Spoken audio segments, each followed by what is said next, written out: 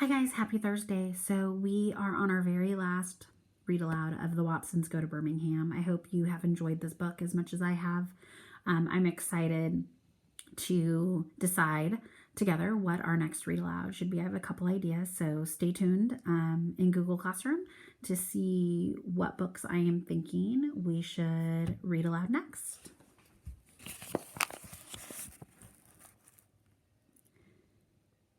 He walked over to the mirror and scrunched his face up so he could look at his chin again, then used his thumb and finger to pull that long, skinny black hair out a little bit. He let the hair go, smiled at himself, and ran his hands along his head like he was brushing his hair. "Shoot," he said. "I sure wish someone would come clean and tell me who my real folks was. There just ain't no way in hell two people as ugly as your mama and daddy could have ever have a child as fine as me." He blew himself a kiss in the mirror, then left the bathroom. Before he shut the door, I could see that Mama and Dad and Joey were standing there in a little knot, trying not to let me know they were eavesdropping. Mama whispered, "What's going on, Bi? Why was Kenny crying like that? Is he okay?" He told her, "Kenny's gonna be cool. He's related to me, ain't he? Byron Watson. How many times am I going to have to tell you about saying ain't?" Some of the time it was hard to figure Byron out. He was very right about some things, and he was very wrong about some things. He was very wrong when he said the wool poo was something he'd made up. If he'd ever had his ankle grabbed by it, he'd know it was real. If he'd seen the way it was crouched down, crawling around in the dust and the smoke of the church in Birmingham, he'd know it wasn't some made-up garbage. If he'd ever seen those horrible toes, he'd know the wool poo was as serious as a heart attack. He was also very wrong about there not being anything like magic powers or genies or angels. Maybe those weren't the things that could make a run-over dog walk without wobbling, but they were out there. Maybe they were in the way your father smiled at you even after you'd messed up something real bad. Maybe they were in the way you understood that your mother wasn't trying to make you the laughing stock of the whole school when she'd call you over in front of a bunch of your friends and you spit on her finger to wipe the sleep out of your eyes. Maybe it was magic powers that let you know she was just being Mama. Maybe they were the reason that you really didn't care when the kids would say, "Yuck, you let your mama slob on you?" And you had to say, "Shut up, that's my mama. We got the same germs." Maybe there were genies in the way your sister would throw a stupid tea party for you, and you have fun even though it was kind of embarrassing to sit at a little table and sip water out of plastic teacups. Maybe there were magic powers hiding in the way your older brother made all the worst thugs in the neighborhood play basketball with you, even though you double dribbled every time they threw you the ball. And I'm sure there was an angel in Birmingham when Grandma Sands wrapped her little arms around all of the weird Watsons and said, "My family, my beautiful, beautiful family." I climbed up on the toilet and leaned over the sink to take a look. I smiled.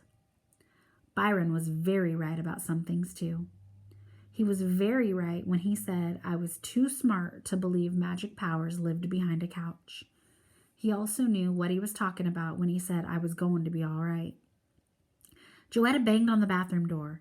"Kenny, Byron said you're feeling much better now. If that's right, come on out."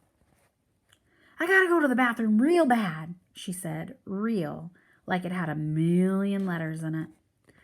Some of the time I wondered if there really was something wrong with me.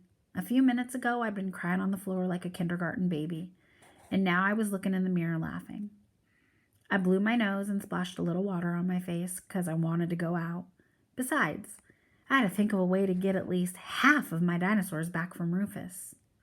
Come on in, Joey. Epilogue.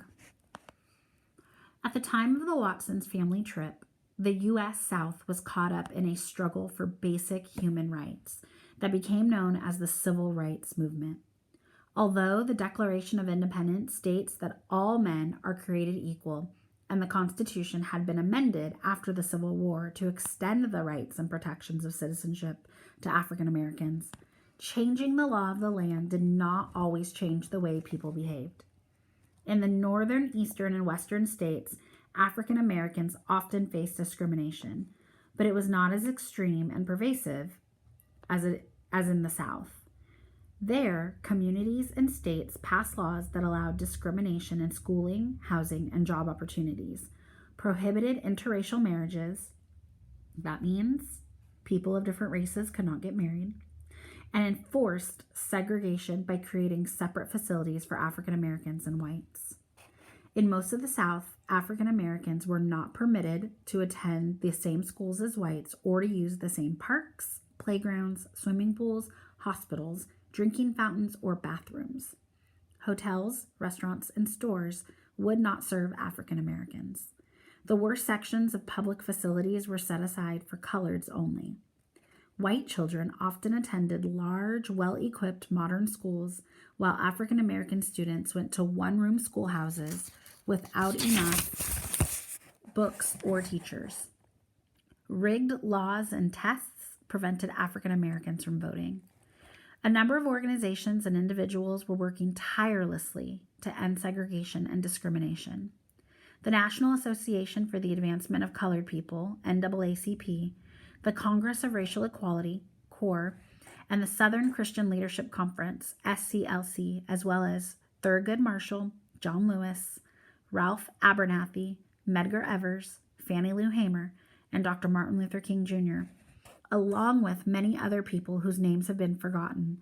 These men and women strove to change the laws through nonviolent resistance. They adopted many of the techniques that Mohandas Gandhi had used to liberate India from British rule. Sit-ins and boycotts of stores and public transportation applied economic pressure. Freedom riders, African Americans and whites, took bus trips throughout the South to test federal laws that banned segregation in interstate transportation. Black students had enrolled in segregated schools such as Central High in Little Rock, Arkansas, and the University of Alabama. Picketing, protest marches, and demonstrations made headlines. Civil rights workers carried out programs for voter education and registration. The goal was to create tension and provoke confrontations that would force the federal government to step in and enforce the laws. Often, the tension exploded into gunshots, fires, and bombings directed against the people who so bravely fought for change. The characters and events in this novel are fictional, meaning they don't exist. They were made up. However, there were many unsolved bombings in Birmingham at the time of the story, including the one that took place at the 16th Avenue Baptist Church on September 15, 1963. 4 young teenage girls, Addie Mae Collins, Denise McNair, Carol Robertson, and Cynthia Wesley, were killed when a bomb went off during Sunday school. Addie Mae Collins' sister, Sarah, had to have an eye removed, and another girl was blinded. In the unrest that followed the bombing, 2 other African American children died. 16-year-old Johnny Robinson was shot to death by police, and 13-year-old Virgil Wade was murdered by 2 white boys. Although these may be nothing more than names in a book to you now, you must remember that these children were just as precious to their families as Joetta was to the Watsons, or as your brothers and sisters are to you. Despite the danger, the civil rights movement grew stronger, gaining support all over the country. On August 28, 1963, 200,000 people marched on Washington, D.C. to pressure Congress to pass the Civil Rights Bill and heard Martin Luther King Jr. deliver his unforgettable "I Have a Dream" speech. President Lyndon Johnson signed the Civil Rights Bill on July 2, 1964, and signed the Voting Rights Act on August 6, 1965. In 1968, Congress passed the Fair Housing Act. The individuals who supported the civil rights movement took great risks to force America to change. It was a people's movement, inspired by the courageous acts of ordinary citizens like Rosa Parks, the seamstress from Montgomery, Alabama, who began the first great effort of the movement, the Montgomery bus boycott of 1955-1956, when she refused to give up her seat to a white man. Many heroic people died in the struggle for civil rights. Many others were injured or arrested or lost their homes or businesses. It is almost impossible to imagine the courage of the first African American children who walked into segregated schools or the strength of the parents who permitted them to face the hatred and violence that awaited them. They did it in the name of the movement, in the quest for freedom. These people are the true American heroes. They are the boys and girls, the women and men who have seen that things are wrong and have not been afraid to ask, why can't we change this? They are the people who believe that as long as one person is being treated unfairly, we all are. These are our heroes, and they still walk among us today. One of them may be sitting next to you as you read this, or standing in the next room making you dinner, or waiting for you to come outside and play. One of them may be you. All right, guys, I hope you enjoyed. The Watsons Go to Birmingham gives us a lot to think about, especially in this time where we're at home, not able to go to school. I think it's great to reflect on how badly some people wanted to be able to go to school and get a great education. You know, we have the privilege of you receive a really good education, and times are tough right now and we're at home and we're learning in new ways, but I think it's important to recognize that you still need to be learning every day. Okay, so we're going to prepare you for 6th grade. All right, so I hope you enjoyed the book, and I look forward to beginning our brand new Read Aloud. Thanks, guys.